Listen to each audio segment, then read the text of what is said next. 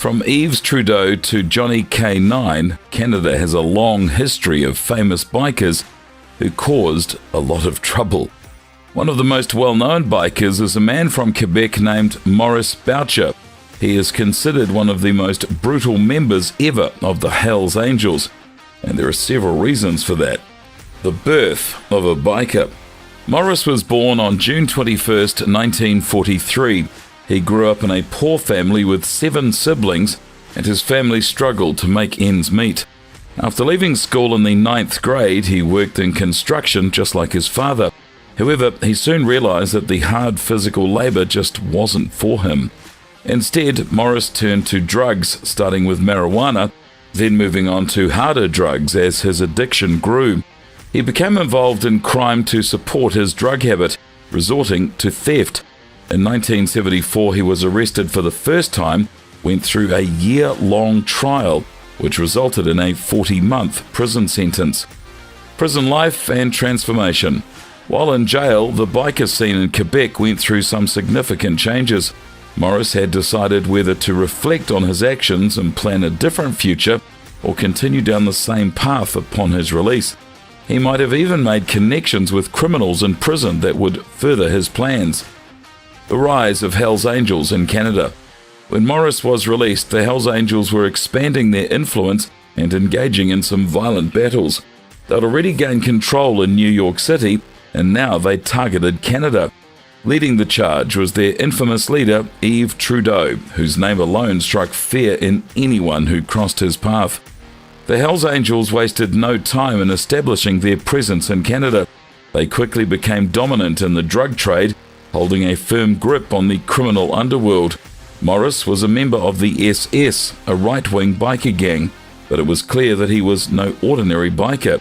He was ruthless, merciless, and was feared by both his fellow bikers and the police. Switching sides. In 1984, Maurice was arrested for sexual assault and spent 40 months in prison. It was during his time in custody that he decided to switch sides and to join the Hells Angels, as they were the winning team in the drug trade. Maurice was hungry for power, and he believed the Hells Angels could give him what he wanted. However, fate had other plans for the Hells Angels expansion. Another gang called the Rock Machine Nomads declared war on the Hells Angels, shifting the balance of power in the drug trade. The Nomads were a formidable force formed by a biker who had once ridden with Maurice in the SS.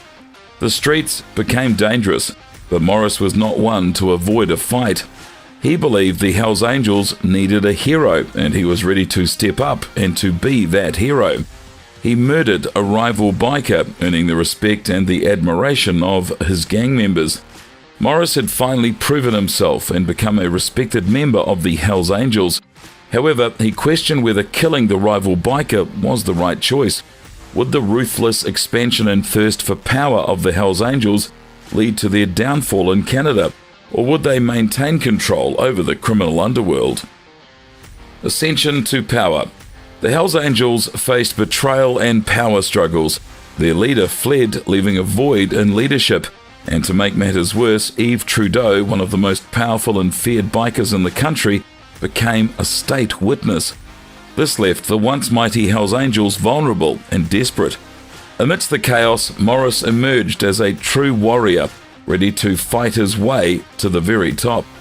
In 1987, he became the leader of the Hells Angels in Canada. Building an empire. Determined to strengthen his gang by any means necessary, Maurice started bringing smaller biker clubs under the Hells Angels banner. Those who refused were dealt with forcefully. When a club called the Outlaws opposed the Hells Angels, Maurice ordered an attack on their clubhouse. The Outlaws surrendered, becoming part of the Hells Angels, while those who resisted were eliminated. Maurice's hunger for power was not satisfied, and he formed a new club called the Rockers. The Rockers were a group dedicated to carrying out the dirty work needed to maintain the Hells Angels' supremacy. Those who proved themselves in the Rockers became full members of the Hells Angels, while the rest were cast aside. The leader of the Nomads was finally arrested, providing Maurice with an opportunity to take down the rival gang. However, the nomads fought back fiercely, which resulted in a bloody war with many casualties. The Bloody War. In 1994, the ongoing war between the two gangs led to 20 murders.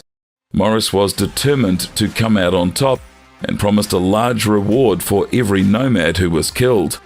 He ruled his gang with an iron fist, demanding brutal violence against anyone who opposed them, including rival bikers, informants, journalists, even the police. The authorities responded by creating a special unit, Wolverine, to hunt down the bikers and bring them to justice. However, Maurice did not back down. The Reign of Terror. In retaliation, he created a hit list that included prison guards, lawyers, and even judges.